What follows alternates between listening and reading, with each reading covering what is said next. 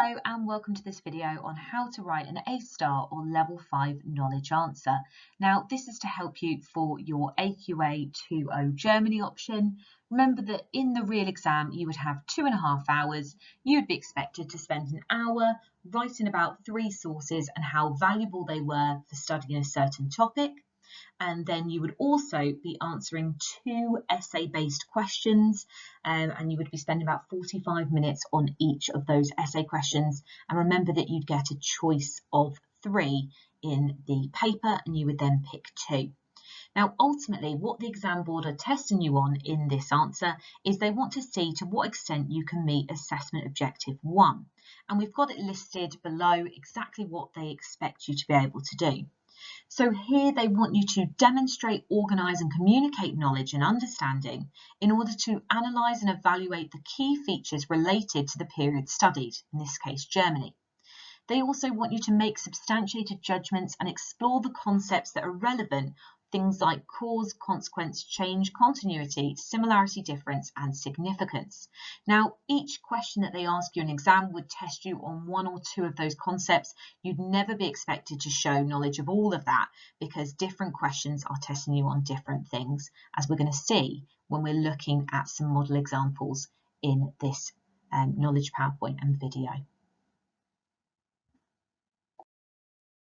In this video, we're going to be talking about how do you write a level 5 answer. So before we move on to thinking about how you do that, I just want to make it very clear exactly what level 5 actually means. So what you can see here in the green and blue boxes is actually from a real A-level mark scheme. This is what examiners are given when they're given the answers to mark, and they've got to decide where your answer fits into best. Does it fit best into level 1, level 2, level 3, level 4 or level 5? So I've only put the first 2 levels, or I suppose the last 2, the top levels in this PowerPoint, because this is where we're all aiming to try and get up to.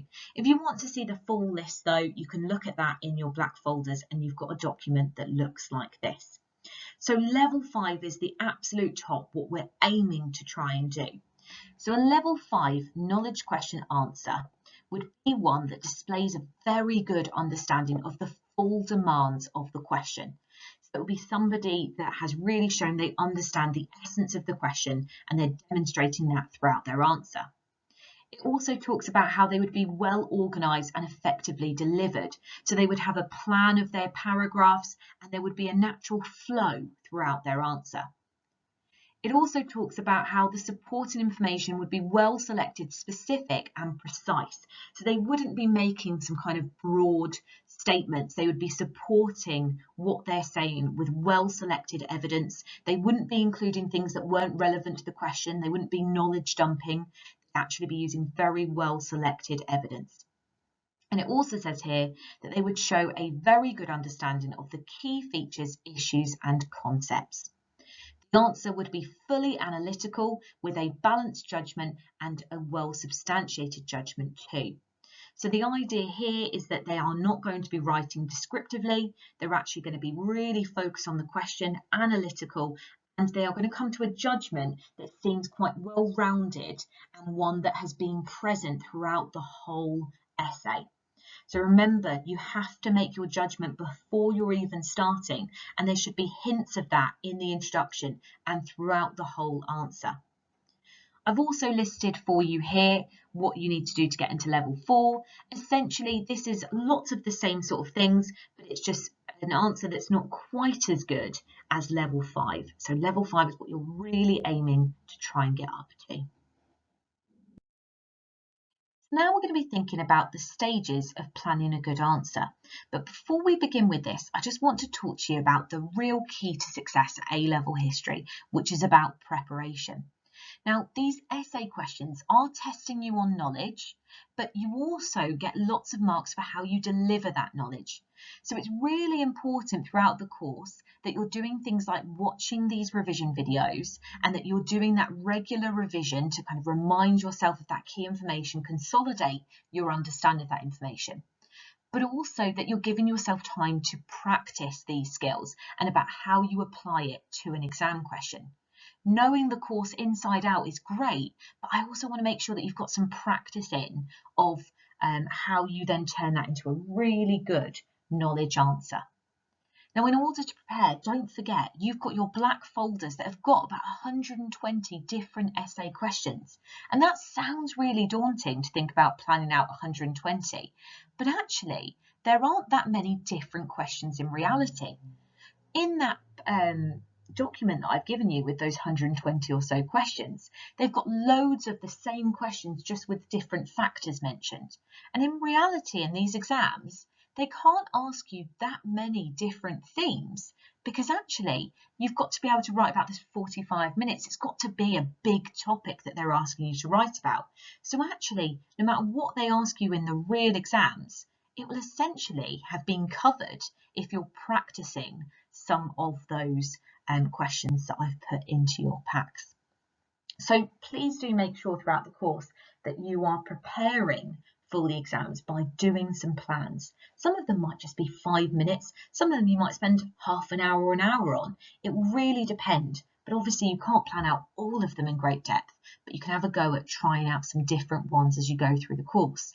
And the more you practice, the more confident you'll feel. So let's think about if you selected one of those questions from your packs, what would you do to plan a good answer? What stages could you go through?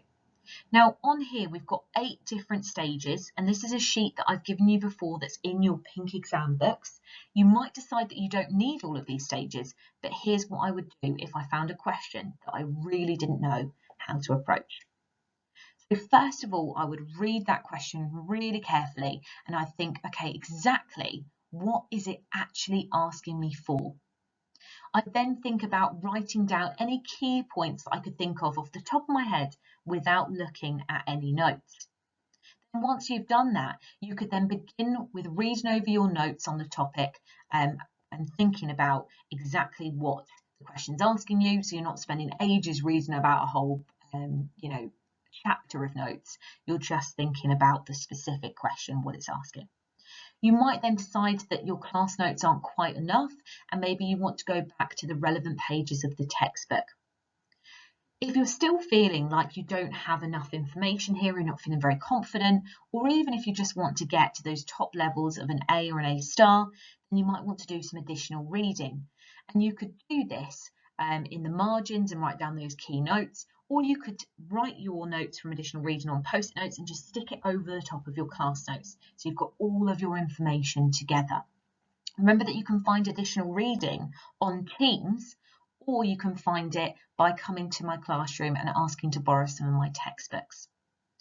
And once you've done that, you might feel more prepared now to do a quick 5-minute plan of your points, thinking about what you want to include, and hopefully you'll have more than you did when you did step 1 from before.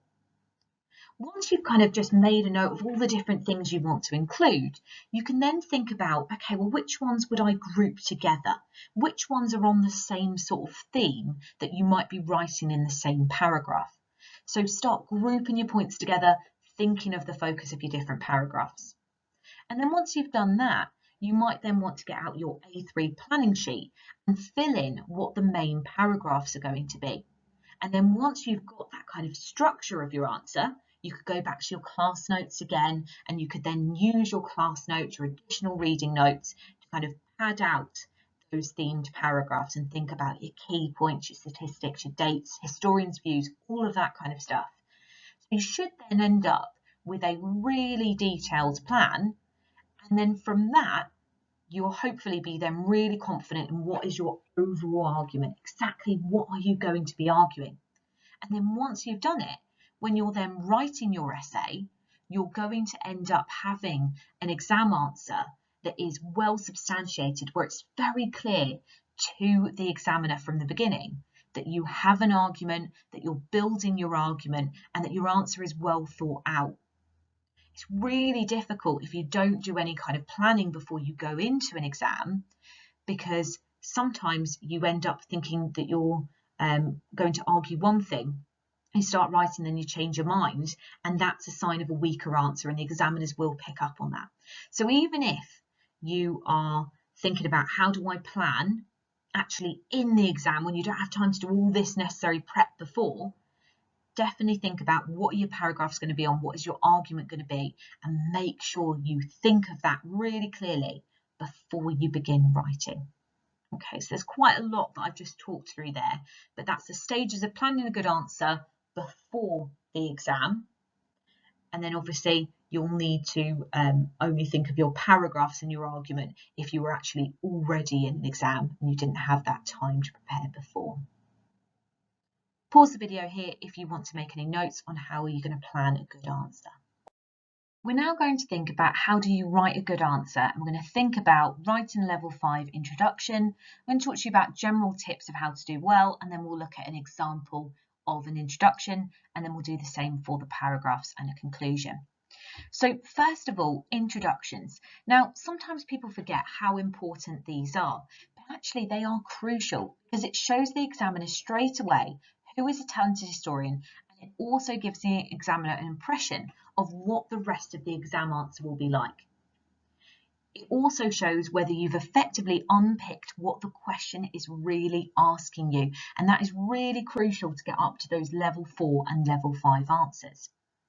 So what do we have to do to show that we understand about this topic? And how do we write a really good level 5 introduction? Now, generally, a good introduction should include these 3 things. They don't have to be done in this order, but I would definitely try and include these 3 areas. First of all, I'd want to briefly set the question in context. I wouldn't spend a long time on this, but a couple, maybe a few lines, just giving some context to the topic. I would then also try and indicate relevant factors. Basically, I would be making the examiner aware of what my paragraphs were going to be on. I wouldn't be saying, I'm going to write about this, but I would make it clear in my answer what my factors are. Again, that's showing the examiner that you're well planned out, that you've thought about this, and that you know the direction your essay is going in. And finally, I'd want to make sure that I indicated my argument, showing a clear line of argument that I've already got it before I've begun, because what they really want to achieve with A-level history is they want people to be confident historians, and confident historians are opinionated and they have their ideas before they begin writing. Even if you don't have a strong idea, you don't have a strong argument, you've got to fake it until you make it, essentially. You've got to make it clear from the outset what your argument is and then stick to it throughout.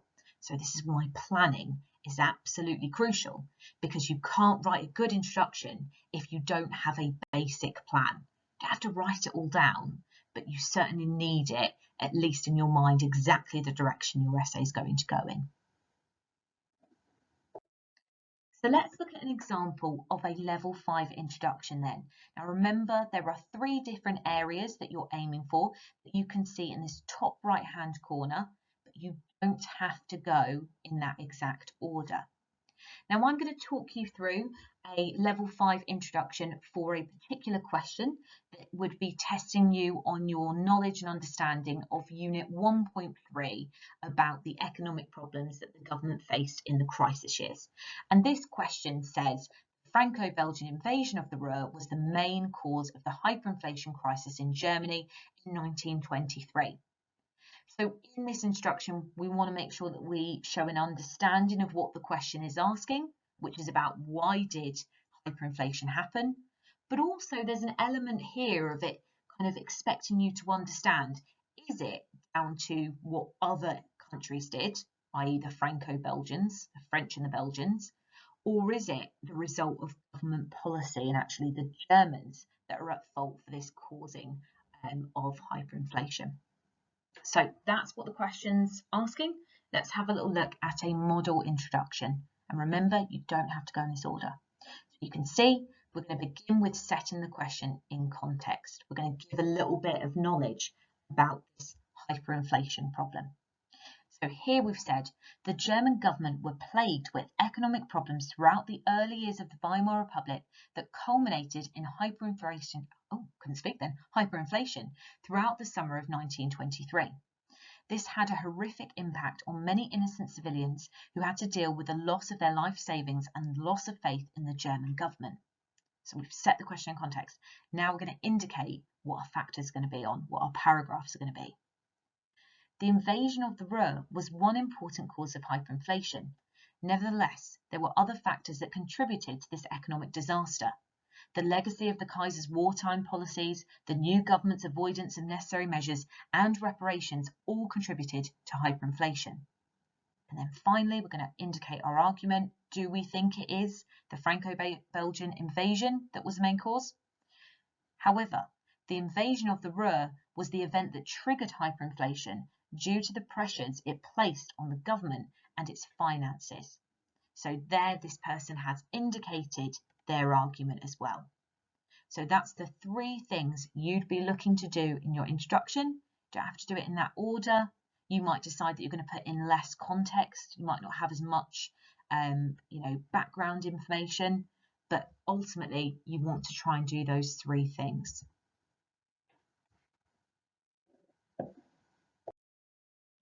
We're now going to think about how you write a level 5 paragraph, and obviously this is the heart of your essay. This is going to be the big chunks of it where you are thinking about pushing forward the arguments that you've already indicated in your introduction.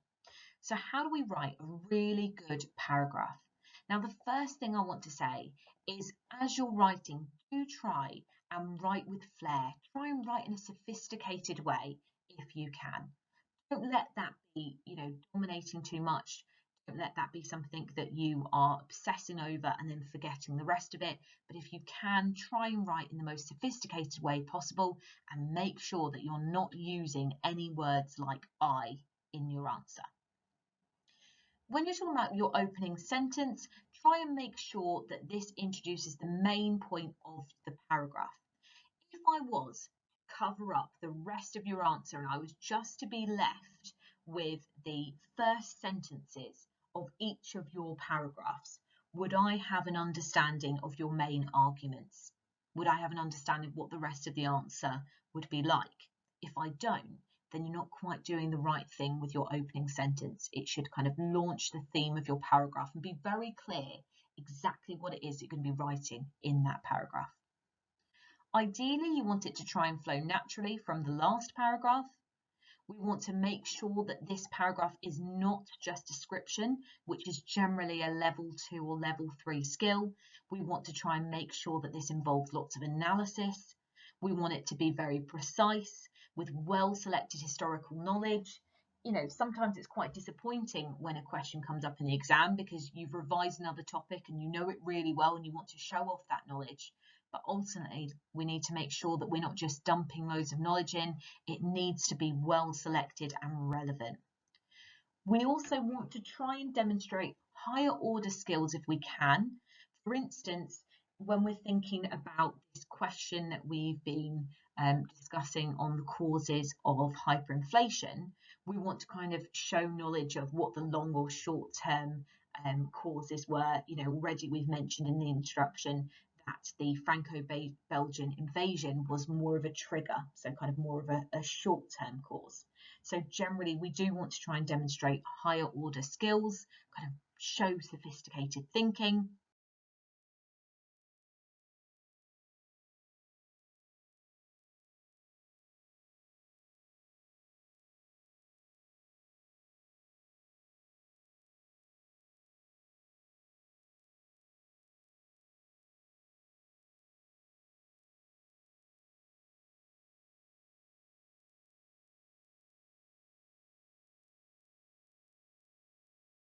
Another really important tip within your level 5 paragraphs is to make sure that you have really developed your explanations, that you're not just describing, you're actually explaining and linking back to the question.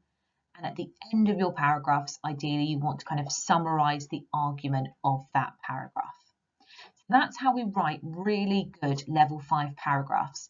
But if we're thinking about the combination of your paragraphs and not just thinking about them in isolation, remember it's really, really crucial that you have a balanced argument, that your paragraphs are good, Also, the selection of your paragraphs are good as well, that you've got some both supporting and going against the view in the question. So that's really important to get above a level 3. We need to have both sides of that argument.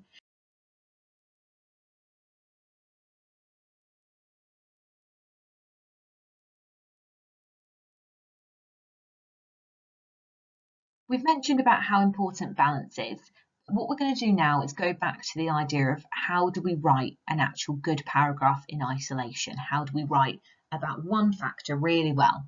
And here I've got an answer that was written by a student actually a couple of years ago for that same question that we've already been thinking about on why did Germany experience hyperinflation? Was it about the Franco-Belgian invasion of the Ruhr? So we're going to read through a level 5 paragraph and think about what's good about it. And remember that to get to the top level, generally we need to make sure that we've got lots of specific knowledge and facts, but also that we've focused on the question with explanation and links back to the question.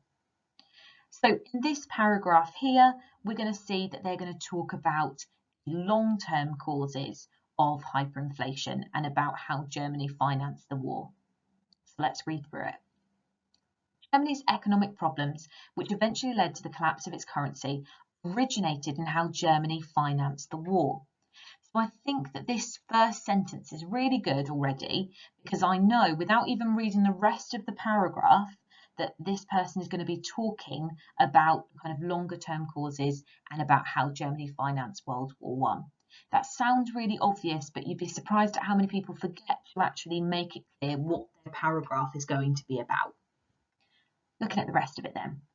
Shockingly, Germany made no financial provisions for a long drawn-out war, so were unprepared when faced with a lack of funds.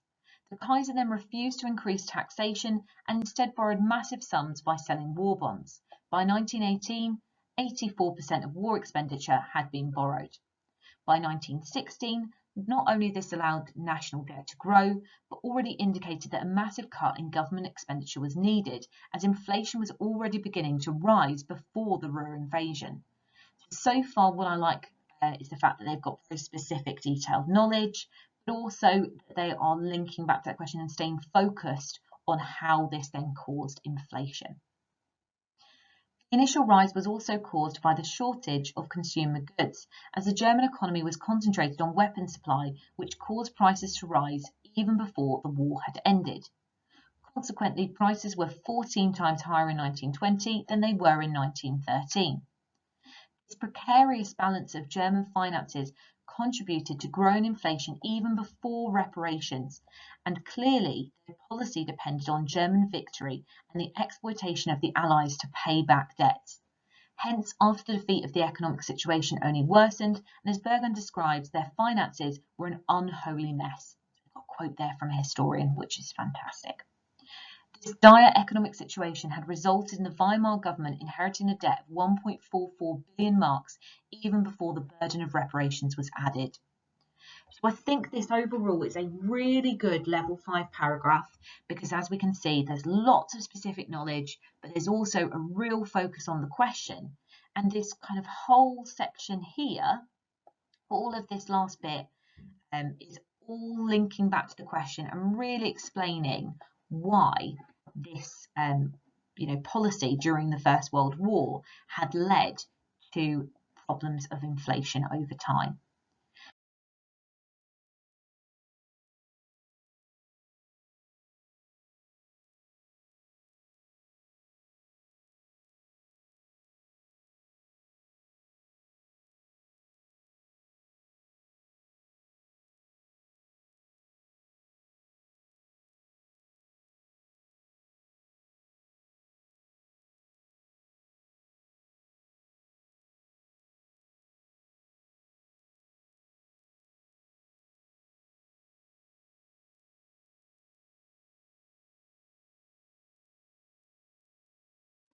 So far in your answer, you would have already written a good introduction. You would probably then have about 4 or 5 different factor paragraphs. How many you actually have is really dependent on what questions actually been set. And then obviously to bring your essay together, you would then want to do a conclusion. Now, your conclusion, just like your introduction, is also absolutely crucial to doing well, because it is the last thing an examiner would read before they gave you a mark, and therefore you want it to have a positive impact. Remember as well that to get to those top levels of the mark scheme, to get up to those level 4s and 5s, you need to have a well-substantiated judgment. And that would come throughout the rest of your essay, but your conclusion is the main area where you're going to develop that and where you're going to demonstrate that. So you want this to be really good. The idea of a good conclusion is that it brings together an argument that has been present throughout the essay, but it just does it in a really kind of concise way, pulling it all together.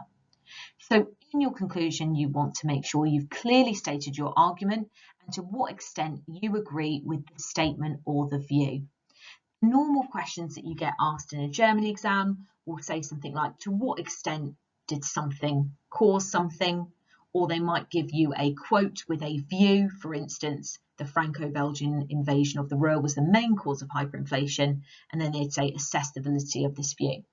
So you want to state your argument and to what extent you agree with it, but make sure you do not use the word I. Don't want to see any I agrees in this. We need to make sure that it is a powerful ending to your essay. Ideally, if we want to get to those top levels, we need to make sure that it matches the view put forward in your introduction. You don't need to copy the same wording, but you need to make sure that if you've argued one factor was the most important in your introduction, you need to make sure it's consistent with that. And then again, you want to try and show those higher order skills, thinking about long-term, short-term, to what extent there was change or continuity. It really depends on what the question is asking, exactly how you're going to demonstrate those higher order skills, but you want to show complex thinking. Thinking, for instance, about how factors were linked together.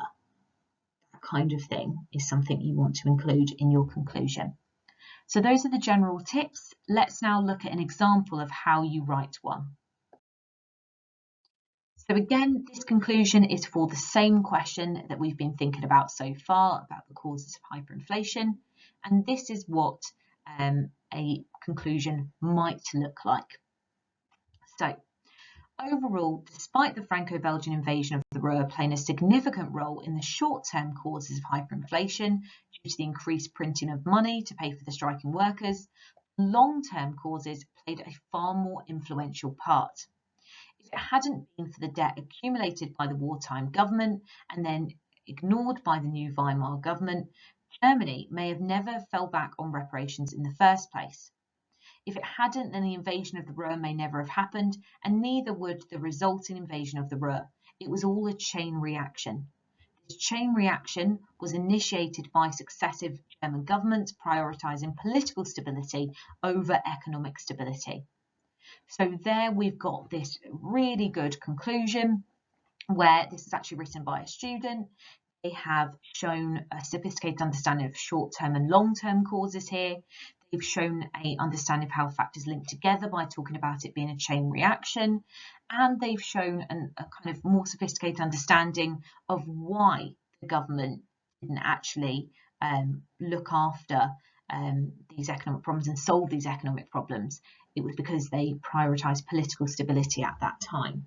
So this is a really good conclusion, and you need to make sure it matched what was kind of written in your introduction. Now, this one here actually comes from a different student that wrote this, so that's why it doesn't exactly match the introduction that I showed you earlier. But obviously, when you're writing yours, seeing as you'd have written both the introduction and the conclusion and all the paragraphs, you'd need to make sure that yours does kind of match that argument. So you can see this has done a lot more depth than what you'd put in the introduction, but it's still got that same well-substantiated argument. Well done for getting to the end of the video. The last thing I want to say is that I want you all to be confident. Remember that you have been practicing these exam questions throughout the course. You've had a real go at lots of different questions, asking you to show different skills. You've done questions about the cause of events. You've done questions about the consequences of the events. You've had a go at loads of different questions over the last couple of years. And if you're still not feeling confident, then what I'd like you to do is try and be proactive in making yourselves feel like you're more ready for whatever's coming up, whether it's an end of unit exam or whether it is the actual end of year 13 real exam. You can make yourselves more confident if you're not already by going through the practice questions and planning some of them out. 5-minute plans, you might do some of them as an hour plan. You might decide that you're going to plan out a answer and then you're going to have a go at just writing an introduction, or just writing a couple of the factor paragraphs, or just writing the conclusion. But the idea is that you should already be confident, but if you're not, try and do something to help yourself feel better about whatever's coming up for you.